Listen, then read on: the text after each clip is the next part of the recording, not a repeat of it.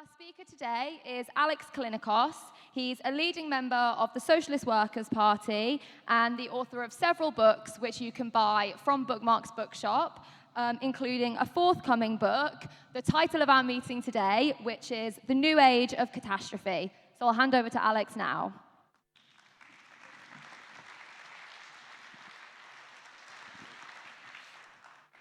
Thanks very much. Well, I apologize for the cheerful title of the meeting. It's the title of a book that I actually just finished just before Marxism that will appear early next year. And the title was inspired by another book. You know, this is how intellectuals work. They read one book and then another book and then maybe they write one. A book by the Marxist historian Eric Hobsbawm about the 20th century, and he describes the period between 1914 and 1945 as the Age of Catastrophe. And of course, what is he referring to? The two world wars, the Great Depression, the rise of fascism, the Stalinist terror, the Holocaust. Yeah, that's a pretty catastrophic time in human history. And what I argue in the book is that we're entering a new age of catastrophe where the driving forces are partly the same as they were in the first half of the 20th century, but they're partly different. And to get you towards what I'm arguing, I want to read a passage from a paper written by an ecological thinker and activist called Jem Bendel. He wrote this in 2018. The evidence before us suggests that we are set for disruptive and uncontrollable levels of climate change, bringing starvation, destruction, migration, disease, and war. And this is a really nasty book. When I say starvation, destruction, migration, disease, and war, I mean in your own life. With the power down, you soon wouldn't have water coming out of your tap. You will depend on your neighbors for food and some warmth. You will become malnourished. You won't know whether to stay or go. You will fear being violently killed before starving to death. Now, as I said, that was written in 2018. And since then, we've seen all sorts of expressions or consequences of climate change, which was what Bendel was primarily talking about. We've seen floods, we've seen wildfires. I mean, for example, there's a port in Mozambique in southeastern Africa called Beira. I know it well because as a child, I used to go on holiday there. We would have our summer holidays there. There were floods in that part of Africa related to climate change in 2019. They essentially covered the whole of Beira. They killed 1,000 people. They destroyed most of the city. That's an example of what Bendel was thinking about. But since then, we've seen, you know, the idea of a direct existential threat, a personal existential threat, is something that has achieved much greater actuality for us. Apart from climate change, we've had, of course, the pandemic. And even if we feel a bit safer now because of the vaccines, plenty of us are wearing masks, very sensibly, because the virus is very much still around, and it's a virus that has killed, sorry, I should have checked the latest figure before starting this meeting. I think in 2021, it killed something like 20 million people on a world scale, 1 million people in the United States, for example, but as usual, particularly concentrated in the global south. And now we have what happened very soon after the outbreak of the Ukraine war, when Vladimir Putin announced that he was putting Russia's nuclear missiles on alert. In other words, a direct personal threat of destruction, not simply of oneself, but of the whole of human civilization, which people of my generation managed somehow to live with for several decades returned with an immediacy that lots of people are still shaken by. And if we think about the last 20 years, we've experienced a series of shocks. 9/11, the wars in Afghanistan and Iraq, the global financial crisis, a host of extreme weather events, COVID-19, and now Ukraine, and closely associated with Ukraine, of course, the food and energy crisis that it has made worse. But to talk about shocks is misleading. It's in the language of mainstream economics, a shock is something external to the market economic system that disrupts it and pushes it off the equilibrium, which is its natural place. But in this case, the shocks aren't external to the system. They're immanent within it, because the system is the capitalist mode of production.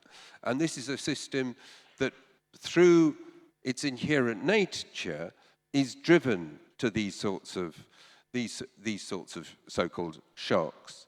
Marx in Capital traces the logic of capital to two fundamental features: the exploitation of wage labor, the screwing of profits out of workers every day, that continues to be the basis of the system. We saw this very clearly, the role of essential workers during the pandemic, and the competitive accumulation of capital.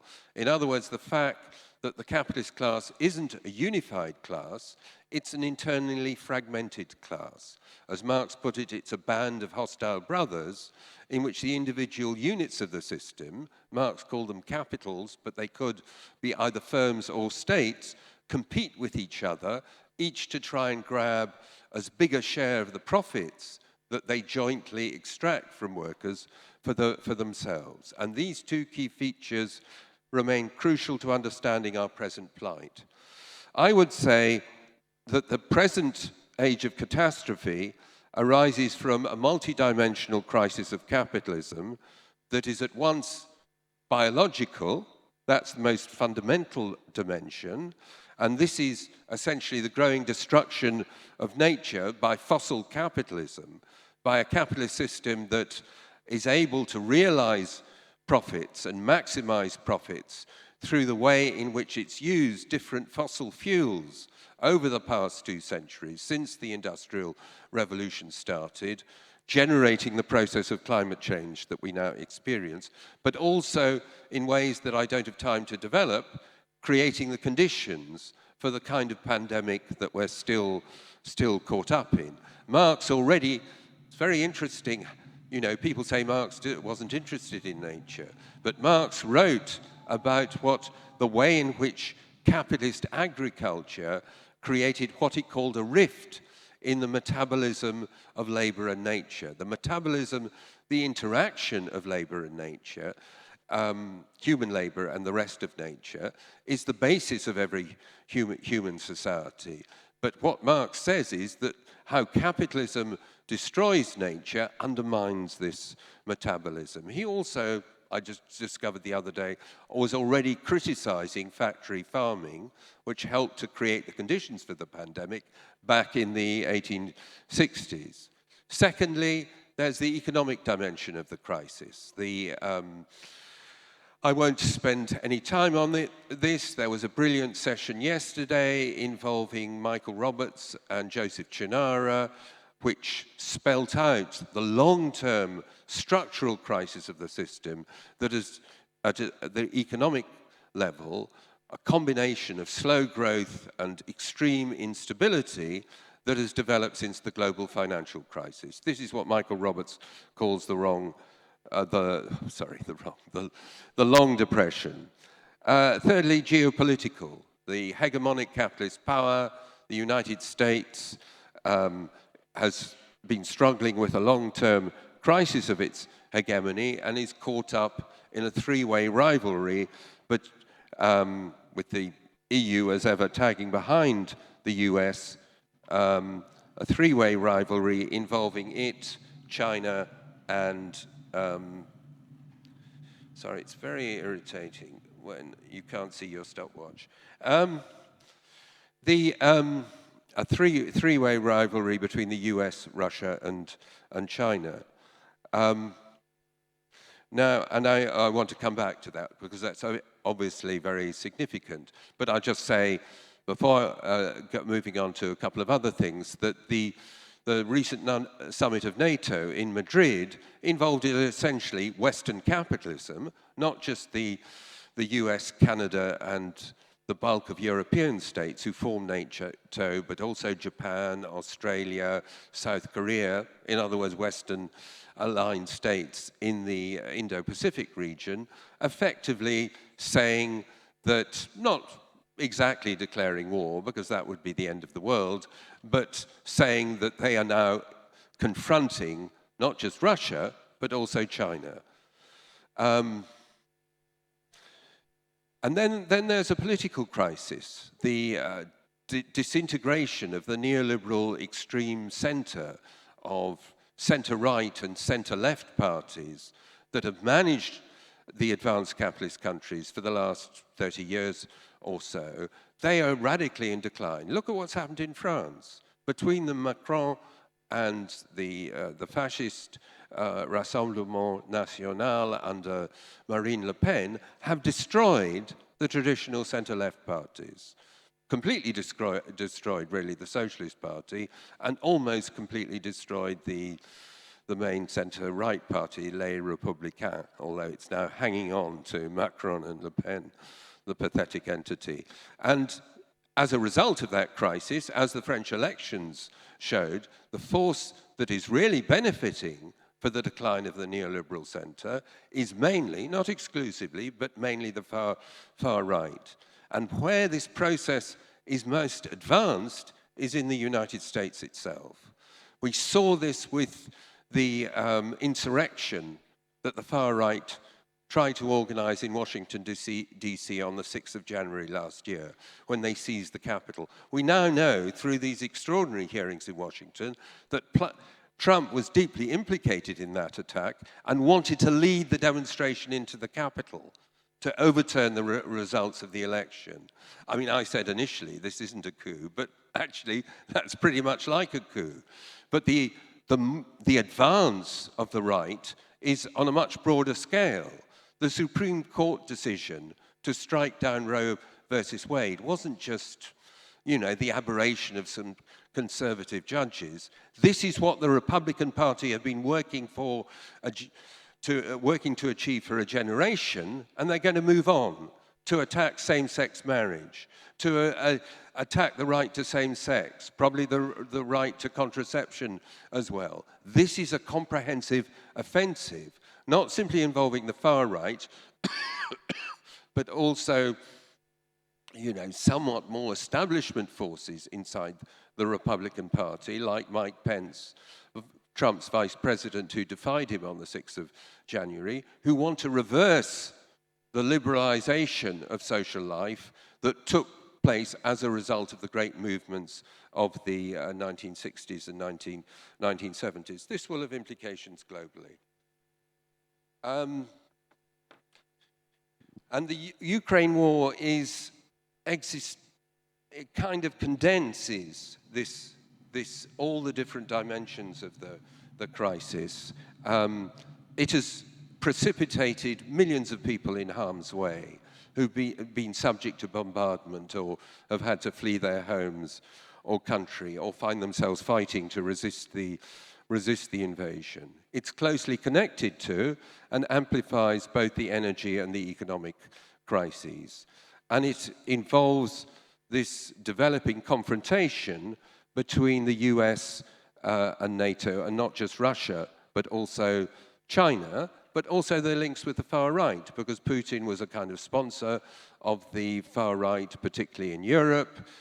Trump greatly admired Putin and said his annexation of the territories that were already occupied by Russia in eastern Ukraine was a work of genius. And this is something that is shaping the crisis that we face. Now, there are theoretical implications for this, because it's been a cliche to say that we live in the epoch of globalization, the closer and closer economic integration of the world. And the argument was put that both by liberal ideologues, but also by sections of the left, that this would lead to an end to geopolitical rivalries between states. So you had various mainstream commentators arguing this, but you also had Michael Hart and Tony Negri, the authors of the famous book Empire, who said that imperialism is over. Global economic integration meant an end to economic competition. But this has proved completely wrong.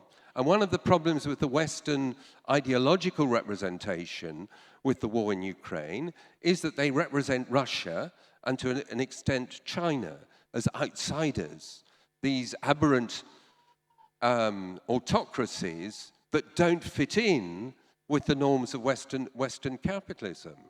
But how was Putin able to rebuild Russian imperial power and rebuild Russian military capabilities, essentially through Russia's role as an exporter, particularly of gas, to Europe, to Western Europe, to Germany, Italy, etc., etc. You know, and obviously China is the motor of global production. So this is a struggle that is taking place within globalized capitalism.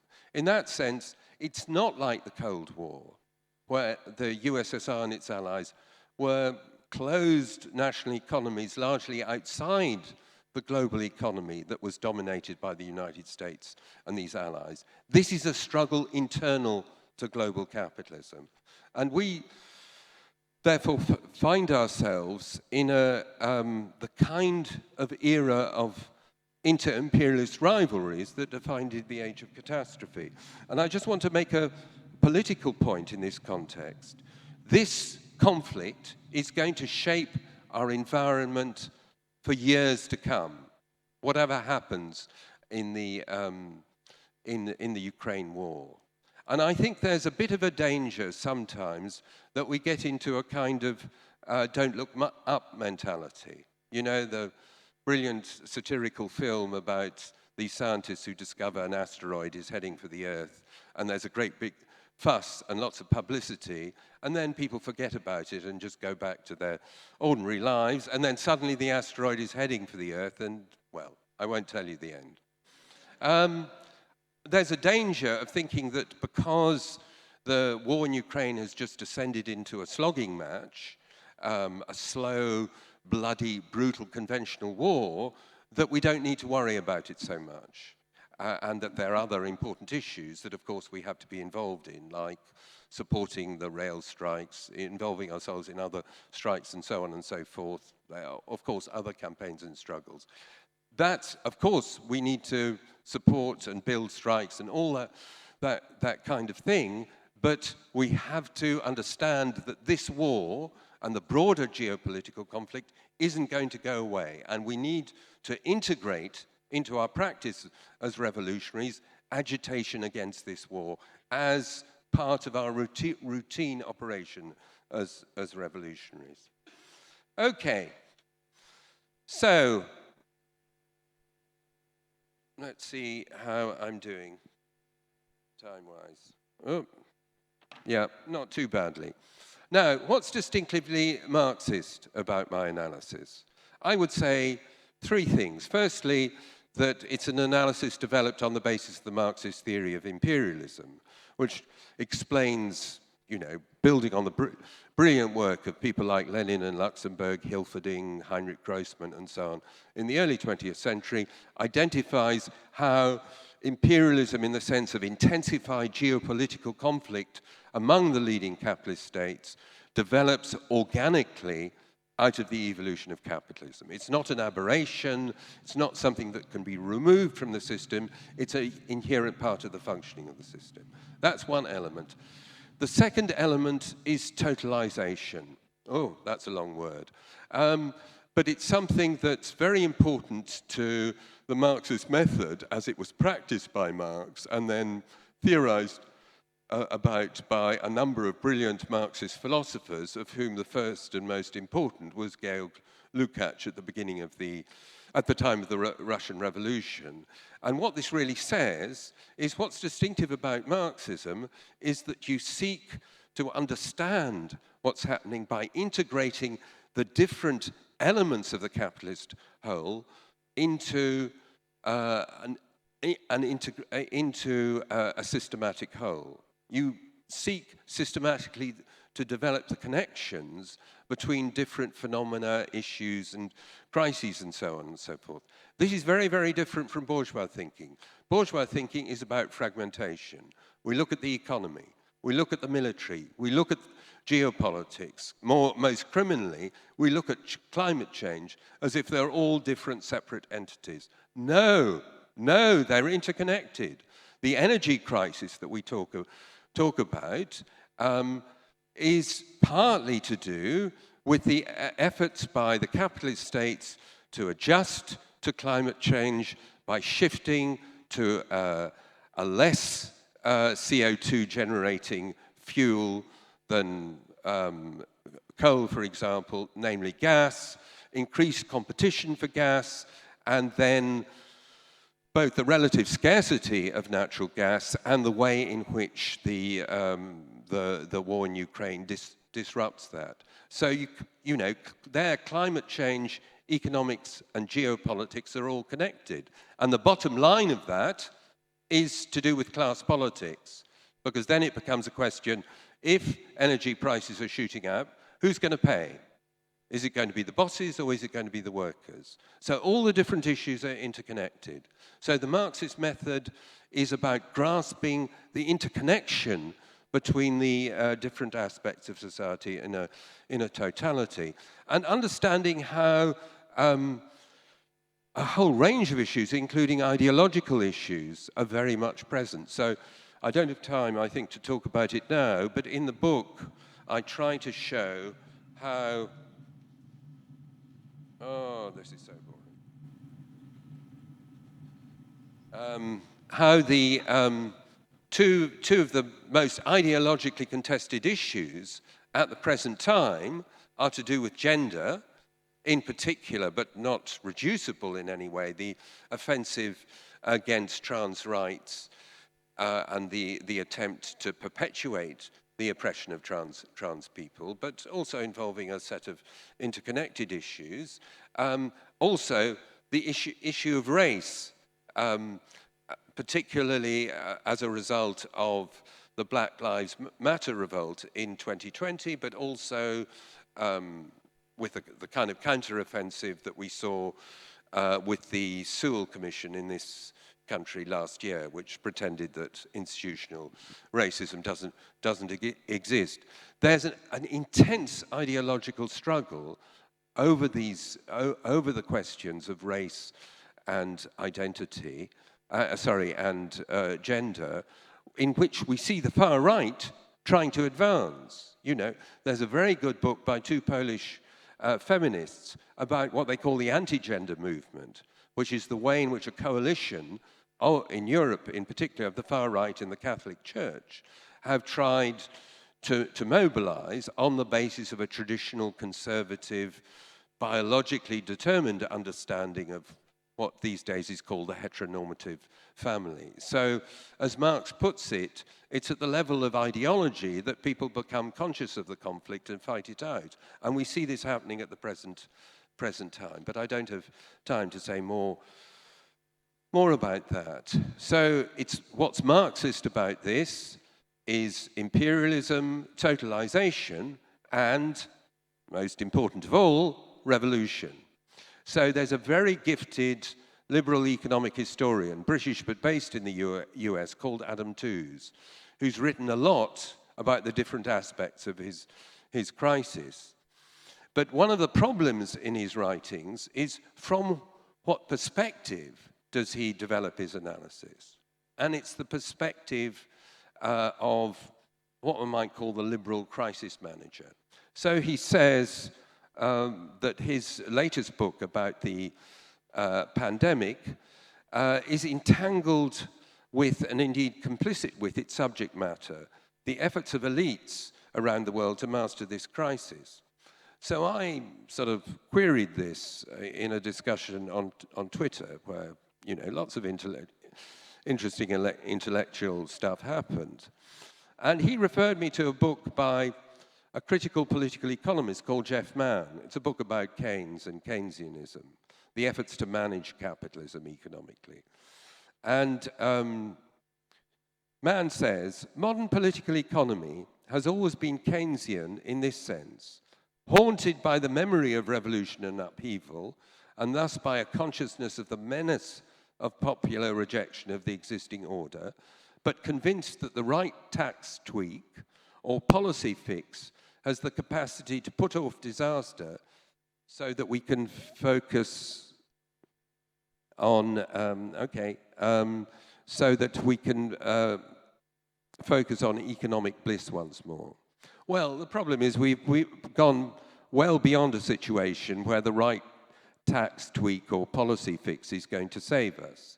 We're faced with existential threats. That's what the reality that is revealed by climate change, by the extreme weather events, by the pandemic, and by the inter-imperialist struggle that's taking place. Fossil capitalism has created a certain way of living, and its further development is making this way of living unsustainable.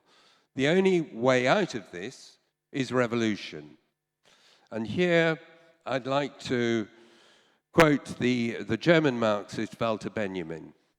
Benjamin says, Marx said that revolutions were the locomotive of history, but perhaps it's quite otherwise. Perhaps revolutions are attempts by the passengers on this train, namely the human race, to activate the emergency brake. And I've always thought that that's a brilliant way of putting it. Revolution is needed to avert the ultimate disaster, but there's no guarantee that it will happen. And we have a very unclear understanding of what this disaster will be like today. Despite all our technological triumphs, we live in a world haunted by those ancient evils, plague, famine, fire, flood, and war, all intermingled. We see this, for example, in the Ukraine war. It doesn't just threaten the nuclear catastrophe, but it involves two great food producers, and it threatens starvation in parts of the global south. The situation is really extreme. There are figures that have come out from the United Nations that warn that already the pandemic had a huge impact in impoverishing people in the global south, hugely increasing the numbers of people who are in extreme food insecurity, causing the wages of 2/3 of workers, mainly in the global south, to fall. This is a really extreme situation. But this isn't a reason to despair. We should remember that the last inflation in food prices in particular that took place after the global financial crisis of 2007-8 caused food riots in 40 countries, particularly in Africa. And it helped to create the context for the Arab revolutions of 2011. There's a very interesting book, A Long-Term History of the Working Class, by the African-American historian Beverly Silver. And she says, you see this huge upsurge in working class militancy, winning reforms in the early decades of the 20th century. And why does this happen? She says, crucially, because this is an era of inter-imperialist war, and governments need the support of their workers to run their economies and to go and serve in the armies, so they make concessions. But because it's war in very horrible and exploitative conditions, it isn't good enough for the workers, and they fight back. And so we get, for example, the revolutionary wave at the end of the First World War. And Silver says, she's just speculating, this book was published in 2003. She says, maybe the next wave of radical labor militancy will develop if there's a return in the 21st century into imperialist war. And that's where we're at. That's exactly the situation that we find in the present time. So it's very important to see there's a connection between the war, the cost of living crisis, and the strike movement that we hope will develop. They're interconnected. This is why, even though I talk about a new age of catastrophe, catastrophe can create the conditions for a new wave of revolution. And the critical question is, where are you going to be in this period of catastrophe and struggle ahead? Are you going to be part of those struggles? Yep. Or not? And although I engage in quite a lot of speculation about the future, I always remember what the great Irish revolutionary James Connolly wrote during the First World War, that the real prophets are those who carve out the future that they announce.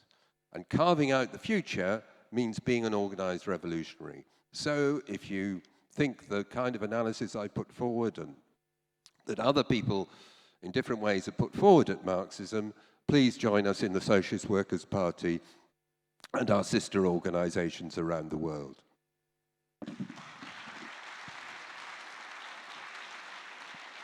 We're now going to go into wider discussion.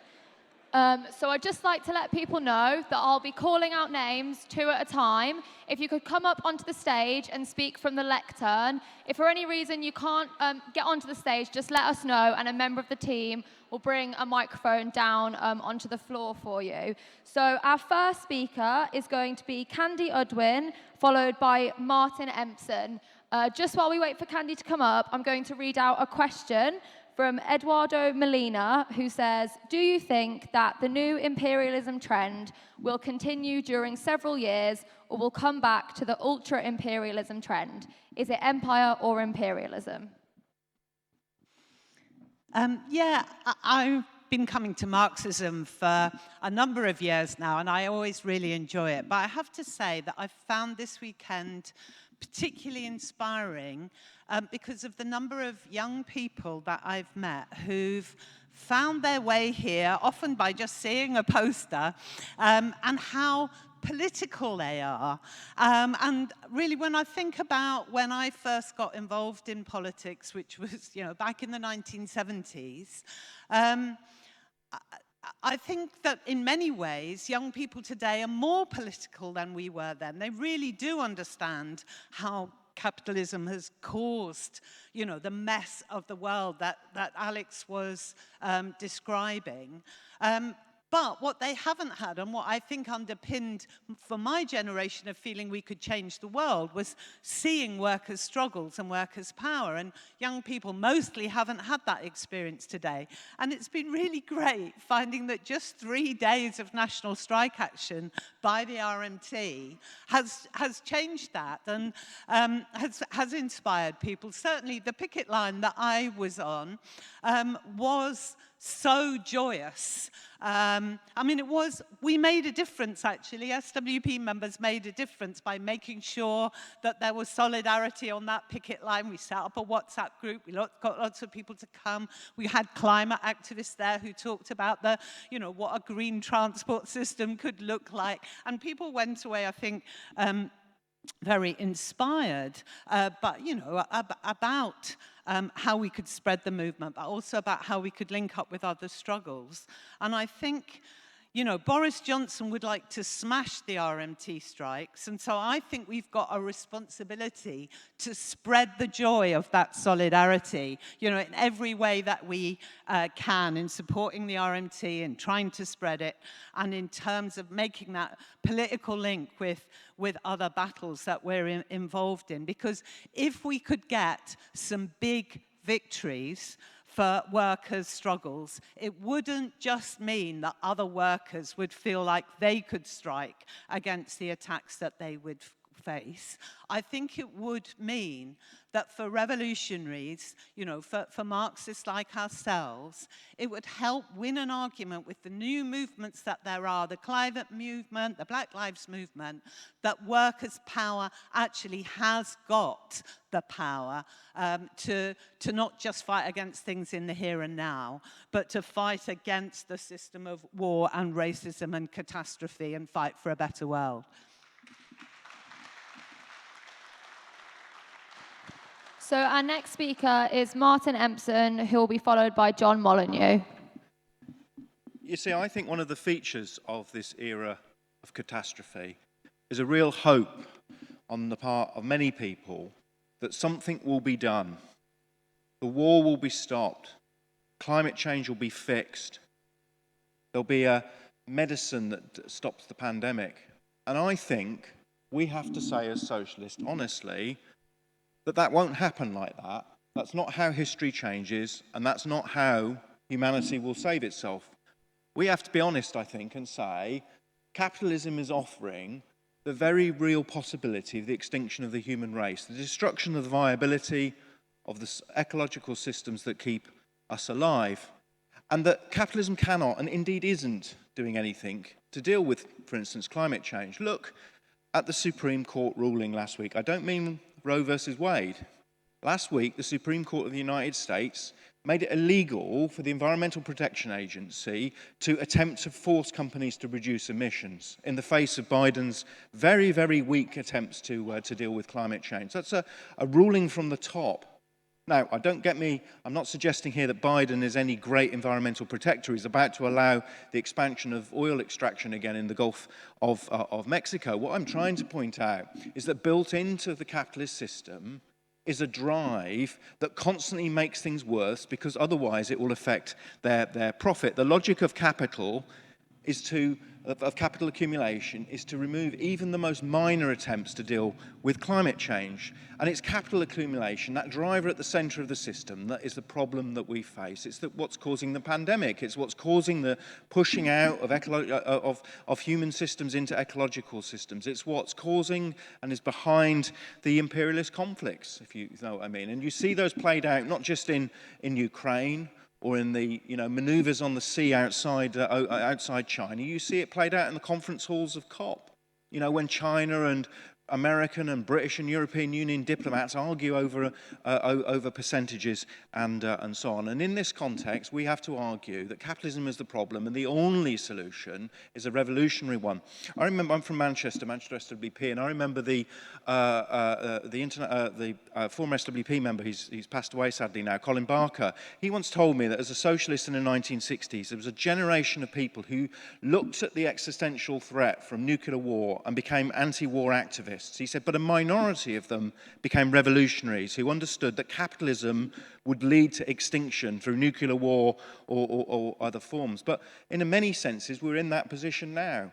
The threat of ecological, pandemic, and military disaster means that many of us are drawing revolutionary conclusions. But it's not enough now to build a new generation of revolutionary socialists. We need to build a revolutionary movement. And I think one of the tasks for us now is to find a way as revolutionaries of bridging the gap, of saying to people, yes, of course, revolution is possible. It's an actuality in some parts of the world. We also have to find a way of linking the struggles and fighting for reforms that can build the combativity of the working class. They fight over pay. They fight to demand environmental changes at work. Then they fight for something more and something further and gain confidence and build links and build further struggles at the same time as constantly arguing the end goal has to be end of the capitalism. That's really the historic task for revolutionaries in an age of catastrophism. It's not to give up. It's not to lie and pretend it's all going to be rosy, but it's to say, actually, unless we fight now to end capitalism, there is no future for millions.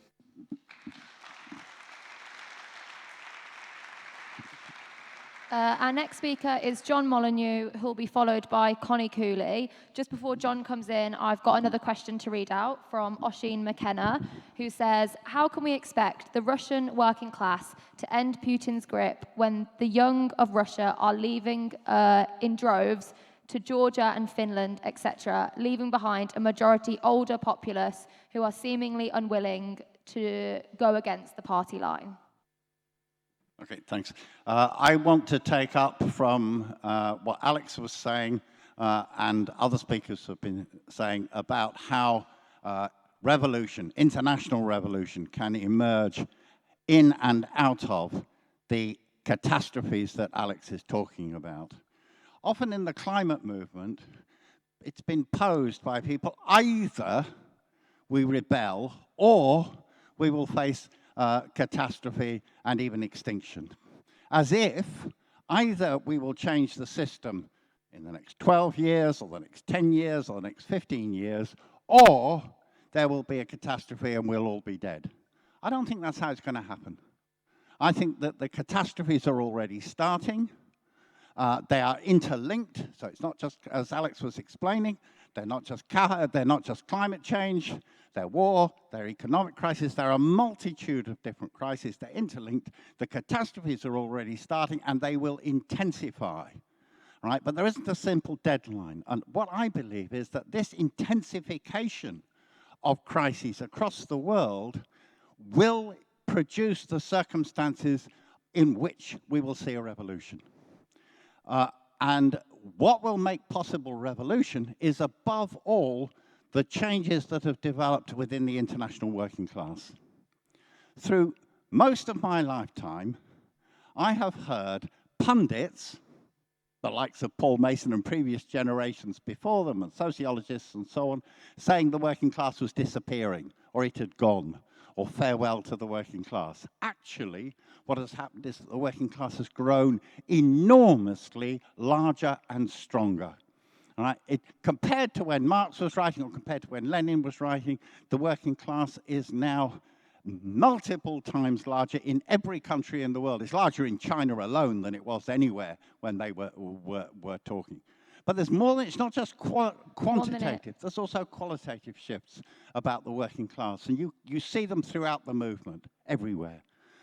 The class is now more international, more multicultural, more diversified, more feminized, because there's more proportion of women at work. It's more urbanized and so on. Many of the old debates just don't exist in a sense. Arguments like about Guevarism. Are you going to work from the countryside to the town? Well, all the Latin American countries, about 80% or more urbanized. That argument is no longer there. The arguments about racism, the fight about sexism, these things are now not external to the working class. They are the basis for any kind of workers' movement, any kind of unity. You can't have a serious strike today that doesn't deal with racism and doesn't deal with sexism and doesn't deal with diversity as part of that working class struggle. And that means these features of the working class, which you see them even at Marxism, right? The old stereotype of the working class is dead. There is a new working class globally, and I believe it is open to socialist ideas, and I believe that the catastrophes, the fires, the floods, the wars, the rising prices, the cost of living, the poverty, and so on, that capitalism will offer people is going to drive people into revolt. And we have to seize this opportunity to make sure that revolt goes in a socialist direction, not the direction of barbarism. That, I think, is the perspective, and I think it can be done because the working class has such immense potential internationally.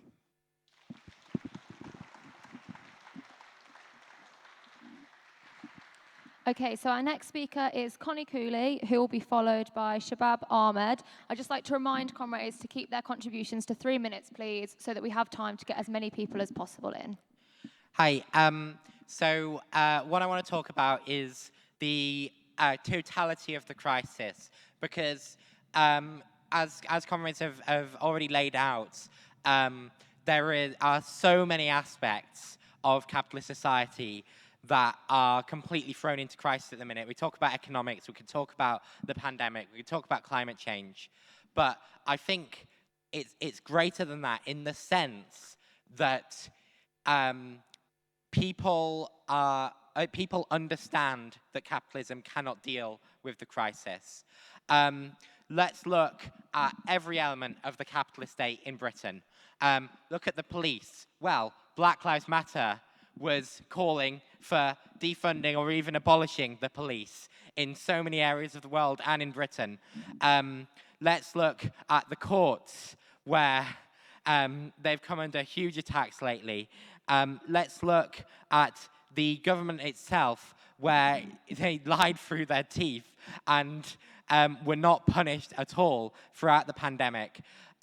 People understand that the state is completely against us, completely against the working class.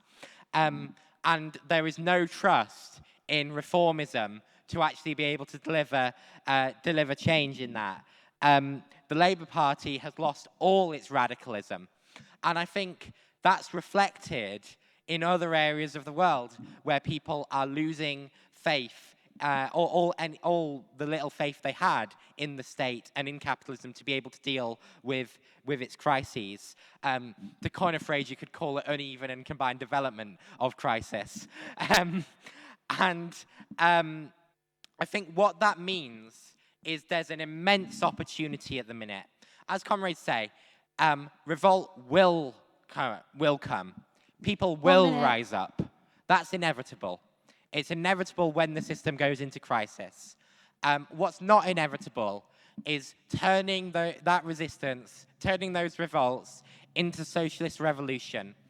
It's not inevitable that when there's a strike, that it will be pushed forward as hard as possible, and solidarity will be made with other campaigns. That's why it's so important that we get out there and we are part of these movements. But it's also why it's so important that we are organized in a revolutionary party, the SWP, or whatever it is in your country, whatever our sister organization is. And we're out there actually building those links between movements and building that generalization into fighting against the capitalist state and fighting against capitalist society, because that's how we're actually going to overthrow it and have an end to all these crises.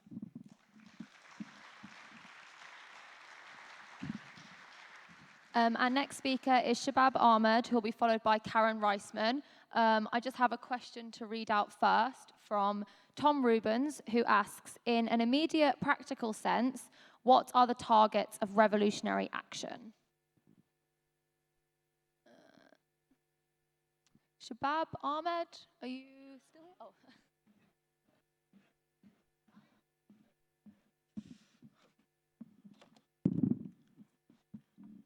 As you're speaking now, the city of Sylhet in Bangladesh is underwater. It's flooded by a heavy rainfall, and a few weeks ago, three-fourths of the entire city, the size of 518 kilometers, 518 square kilometers, was underwater. And the heavy rainfall, it was largely caused by climate change. It was entirely caused by climate change. And although in the global north, us living in the global north, it might feel like climate catastrophe, it might feel like a future catastrophe. It is a massive reality in the global south. The entire economy of Bangladesh is run by the garments industry. If you have bought any article of clothing ever since the rise of fast fashion, it is very likely that you have you have something that's made in Bangladesh in your wardrobe. And these articles of clothing, they are often made by people earning 1/3 to half of the living wage of their city. These people live in slums, in tiny rooms with multiple people. Now, why are their living conditions so poor? It is solely so that big foreign companies, by the likes of H&M and Zara, can make profit, so that they can provide dividends to their shareholders. Of course, talking about catastrophe caused by putting profit over people would be incomplete without mentioning all the countless wars that are driven by profit for arms companies. And comrades, I see no other solution for all this other than global revolution from below. Thank you.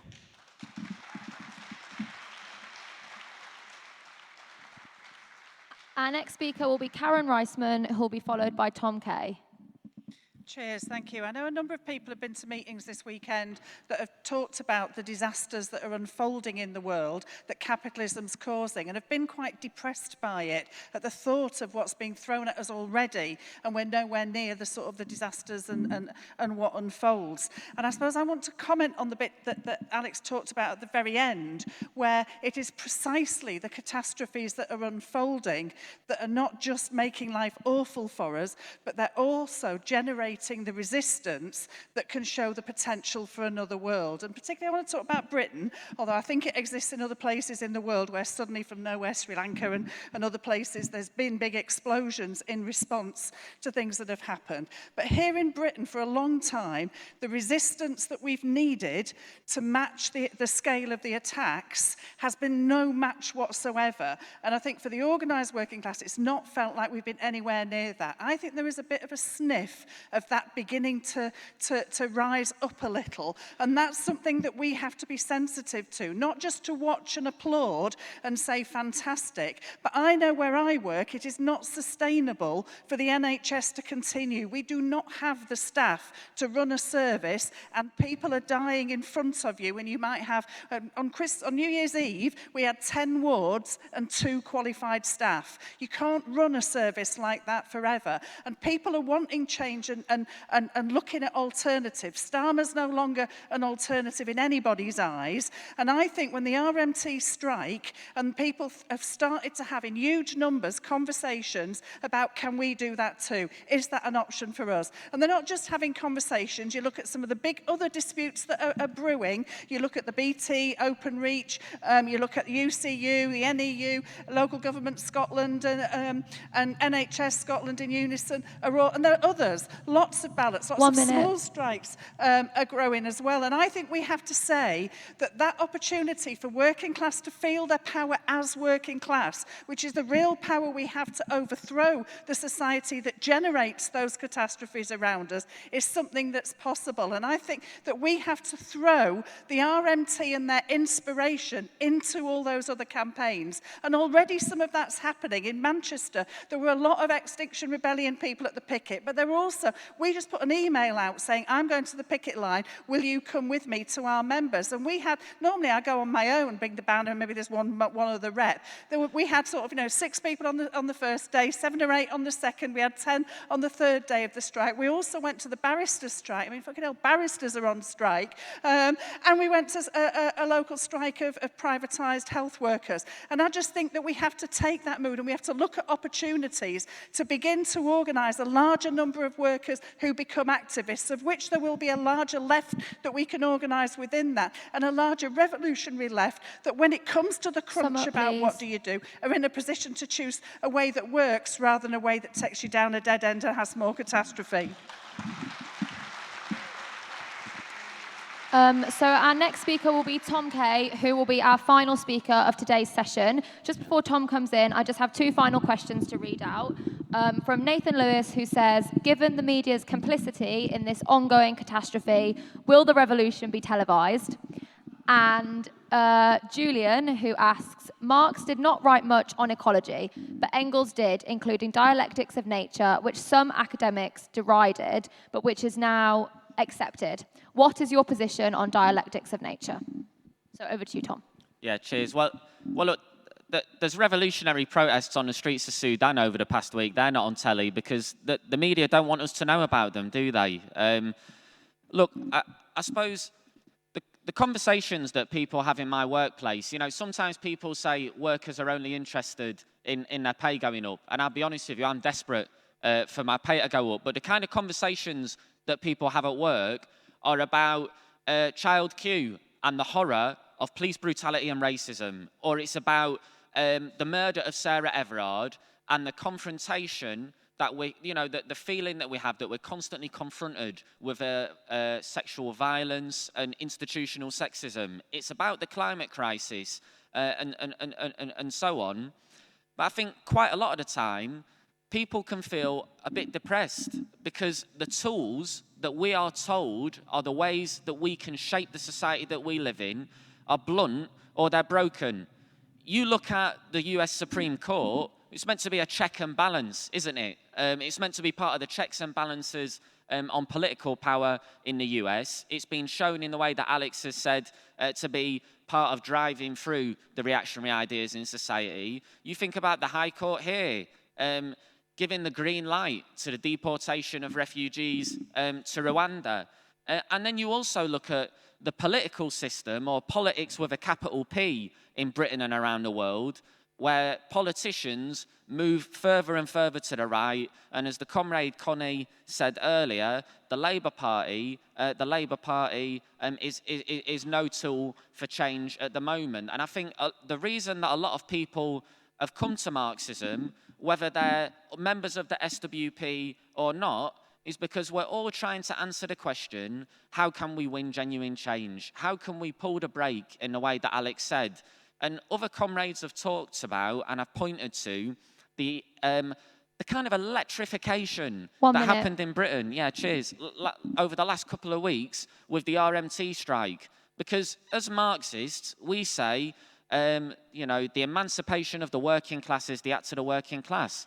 That can seem quite abstract until you see the immense political power that workers have when they take action. It's based on their economic power. So I suppose my pitch is this. If you're asking the question, how do we win change, then I think you need to be part of an organisation which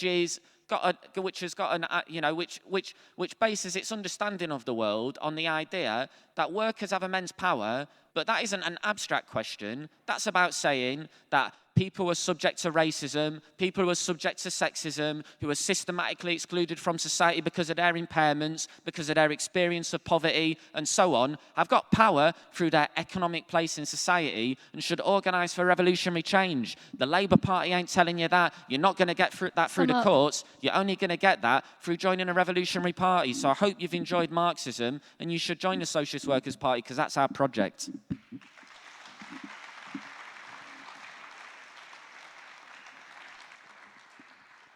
Thank you, Tom, and thank you to everybody who spoke. My apologies to people who we didn't get round to hearing from. So I'll hand over to Alex now to sum up.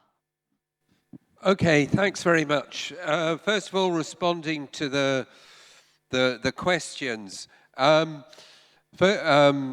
last question about the dialectics of nature and so on. Actually, Marx studied the physical sciences very closely. We know that from the manuscripts that have emerged and are now being studied, and had a very good sense of the way in agriculture capitalism was destroying nature. It's true Engels had a much broader, more philosophical approach.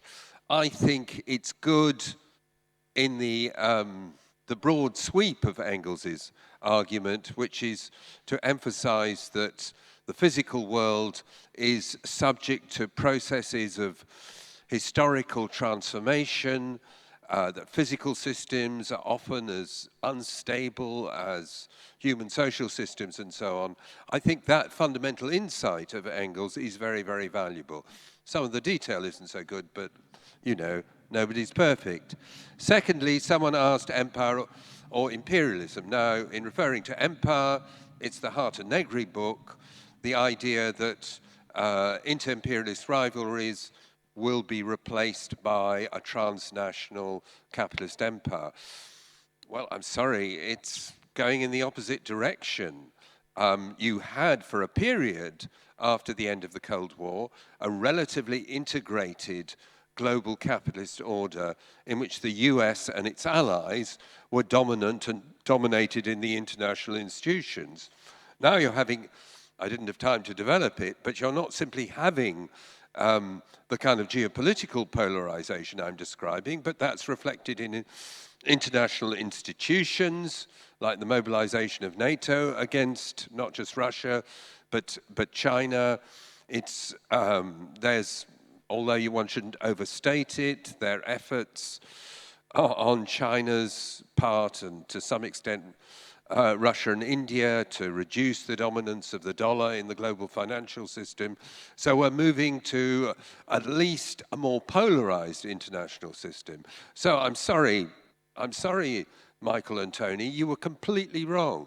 You got it completely wrong.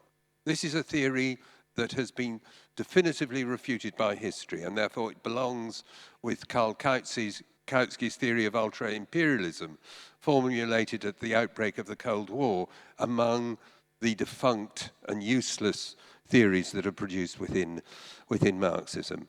I hope you understand what I think on that particular issue. I think Martin Empson is right. We have to be honest and say that the dangers are very severe. There's a severe danger of large-scale starvation in large parts of Africa over the next six months to a year. That's a reality. And therefore, this is one reason for resisting the don't look up tendency of just taking comfort in the immediate struggles, important though they are, and not looking at the totality of the situation. I agree also very strongly with both John Molyneux and Karen Reisman that we're not talking about catastrophe or revolution. We're talking about catastrophe, and if we and lots of other people around the world get it right, catastrophe and revolution. We're in a situation where revolutions will produce catastrophes. And I'll repeat what I said before. The cost of living crisis can't be separated. The cost of living crisis that lies behind the RMT dispute, other disputes that Mick Lynch so brilliantly brought out in his focusing on profits and the way in which the bosses, not just in the rail industry, defend their profits. That crisis comes out of this interconnected energy and geopolitical crisis that I was referring to. So that's why I think I was very struck by this passage in Beverly Silver's book, because of the way in which she emphasizes that geopolitical instability and confrontation actually creates the conditions for more intense class struggle. So I think, to return to the Ukraine war, it's not been very easy to revive the anti-war movement. We can discuss the reasons why. Probably the way in which the real anti-war movement will develop will be like at the end of the First World War. Waves of workers' struggles against the impact of the war on their material existence and conditions. Now, I agree with Tom and the other people who've said we need not just revolution, we need a strong instrument of revolution, a powerful and well-rooted revolutionary party. But we should remember Lenin. Lenin, in one of his most famous works, talked about what is to be done, said that the model revolutionary is not the good trade union secretary, although good trade union secretaries are really good, particularly if you've had bad trade union secretaries. So I'm not knocking good trade union secretaries, but that's not the model revolutionary. The model revolutionary, Lenin said, is the tribune of the people. In other words, someone who's engaged in all the different struggles of the day, and particularly the struggles where that involve the condition of people who are oppressed. And he was talking about national oppression within the Russian Empire, or anti-Semitism directed against Jews, and so on and so forth. But we can apply it to our situation. Many of the important political struggles today are around questions of oppression, as people said in the discussion. And I think what John said is absolutely right. Given the nature of the working class, given how global it is, given the way in which it's constantly shaped and reshaped by migration, given that within it we have the sparks of people trying to liberate themselves from all sorts of other forms of oppression, to do, for example, with the oppression of women, or the oppression that trans people face, and so on, because the working class is crisscrossed by different forms of oppression, the only way it will become a revolutionary subject is through fighting on all sorts of fronts. Not just about wages, important those struggles for wages are, particularly at the present time, but also against racism, against the different forms of sexual oppression, sexism, etc. That's how the working class will forge itself. Marx said, The working class needs to struggle in order to make itself worthy of making the revolution. And we, as revolutionaries, have to organize ourselves and build and operate in a way that helps that to happen. What is the next task of revolutionaries? That was the other question, wasn't it? The next task of revolutionaries is to throw ourselves into the struggles that are taking place, to build those struggles, but also out of them to build a stronger revolutionary party. Join us in this.